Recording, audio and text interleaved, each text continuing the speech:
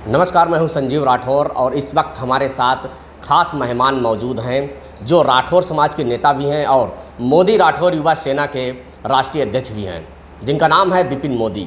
इस वक्त हमारे साथ मौजूद हैं। उनसे जानेंगे कि जो संगठन चल रहा है उसका क्या उद्देश्य है, क्या संगठन का कार्य है। और हालांकि जानकारी मिलती रहती है समय समय पर कि राठौर समाज के हित के लिए यहाँ इन्होंने संगठन बनाया है। आज उन्हीं से जानेंगे कि संगठन का क्या कार्य है और इनको संगठन तमाम चल रहे हैं, लेकिन इनको संगठन बनाने का मुख्य कार्य इनका क्या था। मोदी राठौर युवा सेना को इसलिए बनाया गया है, इसलिए गठन किया गया है ताकि हम अपने समाज के उत्थान, हक, न्याय की लड़ाई को लिए लड़ सके। ज़मीन पे उतर के लड़ते हैं।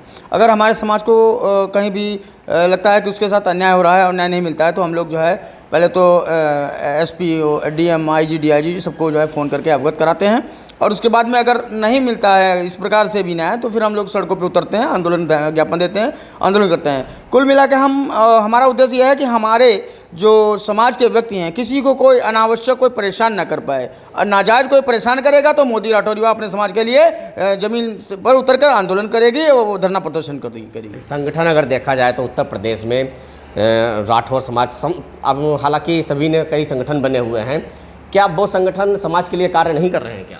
वो सभी अपनी अपनी रोटियां सेक रहे हैं, समाज की भीड़ को यूज करते हैं और खुद नेता बनने के लिए भीड़ का एकत्रित करके जो है और नेता बन जाते हैं, समाज को भूल जाते हैं। कहीं समाज के साथ अन्याय होता है तो वो लोग समाज के साथ कहीं पे भी खड़े नहीं दिखाई देते हैं। अभी महोबा में घटना हो गई कल्पना साहू के लिए, उसमें कोई भी जितने भी संगठन, सैकड़ों संगठन बने हैं, कोई नहीं पहुँचा वहाँ पर। मोदी राठौर युवा सेना वहाँ पर पहुँची और उसके बाद में लखनऊ में उसके पहले जो है लखनऊ में प्रिया राठौर के साथ अन्याय हुआ, दुष्कर्म के बाद हत्या कर दी गई थी। तो मोदी राठौर युवा सेना वहाँ पे पहुंची। तो कुल मिला के मोदी राठौर युवा सेना अपने समाज के तो सेना है ही, अपने समाज के हक और उत्थान न्याय के लिए लड़ाई लड़ती है और साथ ही शोषित वंचित चाहे वो किसी भी समाज का हो, सबके लिए जो मोदी राठौर युवा सेना न्याय के लिए कार्य करेगी और आवाज़ उठाएगी। आपने संगठन का नाम रखा है मोदी राठौर युवा सेना, तो आपने मोदी नाम शब्द इसमें क्यों लगाया? तो ऐसे तमाम भी संगठन है, मतलब अलग अलग नामों से हैं, लेकिन आपने जो संगठन बनाया है उसमें आपने देश के प्रधानमंत्री, मोदी लोग कहते हैं मोदी, तो आपने संगठन में नाम उनका जोड़ दिया है, तो इसका और क्या कनेक्शन है, क्या है? सबसे पहली बात तो मोदी लगाने का कारण यह है कि मोदी पूरे विश्व में छाए हुए हैं। हमारे प्रधानमंत्री माननीय मुख्यमंत्री नरेंद्र मोदी जी प्रधानमंत्री, तो इस वजह से चूँकि एक तो हमारे समाज के हैं और इस वजह से हमने मोदी लगाया संगठन में। और तीसरी बात है कि हमारा जो मोदी है सरनेम है, मोदी तेली समाज में आते हैं, तो मोदी में साहू, राठौर, गुप्ता कुछ लगाते हैं पूर्वांचल में, तो ये सभी मोदी में आ जाते हैं। तो इसमें तेली लगाने की आवश्यकता नहीं पड़ी।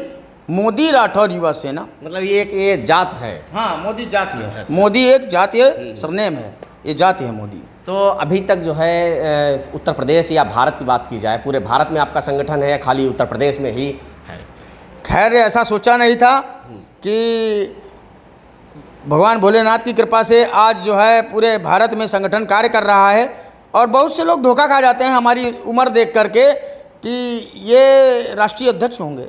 खैर मैं राष्ट्रीय अध्यक्ष नहीं हूँ, मैं शुभचिंतक हूँ समाज का, जो मेरा दायित्व मैं करता हूँ। और 14 राज्यों में मोदी राठौर युवा सेना कार्य कर रही है और समाज के हक उत्थान की लड़ाई लड़ रही है और न्याय करती है। जहाँ जहाँ अभी तक जो है समाज का उत्पीड़न हुआ और उसके लिए आपने आवाज़ उठाई, तो क्या उसको आपके संगठन की तरफ से न्याय मिला है? देखिए, मैंने 1.5 साल पहले, जब 1.5 साल हुआ है भी हमारे संगठन को, मोदी राठौर युवा सेना का गठन 1.5 साल हुआ है लगभग, उसको 22 अप्रैल को हुआ है पिछले वर्ष, और 1.5 साल हुआ है अभी तक। लेकिन 1.5 वर्ष में पूरे जो है भारत में विस्तार हो चुका है, 14 राज्यों में, और उत्तर प्रदेश के लगभग 52 जिलों में हो चुका है।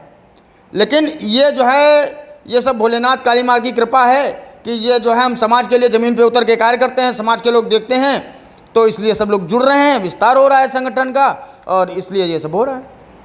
और जिसे आप मान लीजिए संख्या काफ़ी है समाज की, क्या सरकार संगठन की तरफ फोकस कर रही है? क्या लगता है आपको, क्या आप मांग करते हैं सरकार से आप? देखिए, सरकार से मैं मांग करता हूँ कि हमारे समाज के साथ में अन्याय ना हो और राजनीतिक सहभागिता जब राजनीतिक सहभागिता मिलेगी हमारे समाज के योग्य लोगों को जो पार्टी में जुड़े हुए हैं, पुराने हैं, ये नहीं कहता मैं जो पार्टी में नहीं जुड़े हैं उनको ये पद दे दो, जो पार्टी में जुड़े हुए हैं पुराने दायित्व पे हैं तो उनको राजनीतिक सहभागिता अच्छे सम्मानपूर्वक दी जाए। क्योंकि मैंने देखा है भारतीय जनता पार्टी में जो मोर्चा के पद हैं, पिछड़ा वर्ग मोर्चा, किसान मोर्चा, युवा मोर्चा, इनमें जो है भारतीय जनता पार्टी के लोग और हम हमारे समाज के लोगों को समाहित करते हैं और बाकी मेन बॉडी में बहुत नाम मात्र हैं। अभी जो जिला अध्यक्ष बनाए गए मात्र 2 जिला अध्यक्ष बने हैं, एक गोरखपुर के जो है महानगर के जिला अध्यक्ष वो अपने समाज के हैं, वो गुप्ता लिखते हैं, और एक सोनभद्र जिले के जिला अध्यक्ष हैं नंदलाल साहू जी,